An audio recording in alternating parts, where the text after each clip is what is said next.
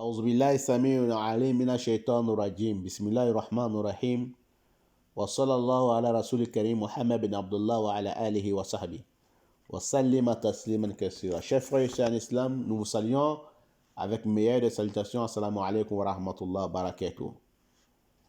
Nous demandons à Allah Ta'ala la protection contre les satans, les lapidés. Nous débutons notre intervention au nom de Allah, le tout miséricordieux, Allah, le très miséricordieux, Allah. Nous demandons à Allah subhanahu wa ta'ala sa bénédiction, salut, paix sur le prophète Mohammed, ainsi que sa famille et ses nobles disciples, et tous ceux qui vont le suivre jusqu'au jour de la résurrection. Chers frères et sœurs en islam, nous allons parler aujourd'hui des 13e leçons. Nous allons parler des défunts, un homme qui est mort. Celui qui rêve et la personne qui est célibataire et qu'il rêve qu'il est mort, ça veut dire que la personne va se marier. Un célibataire qui se voit qu'il est mort, donc ça veut dire que la personne, s'il n'était pas marié, il sera marié très très prochainement et très bientôt, Inch'Allah. Mais si la personne qui est déjà mariée, dans les rêves, il voit qu'il est mort, ça veut dire qu'il va divorcer. Ça parle de son divorce ou de la séparation du corps entre lui et sa femme. Quand il voit qu'il est marié, qu'il voit qu'il est mort. Mais le célibataire qui voit qu'il est déjà célibataire, bien, il a des rêves, il voit qu'il est mort, le célibataire va se marier. Et les mariés, quand il voit qu'il est mort dans les rêves, il va divorcer. Et celui qui voit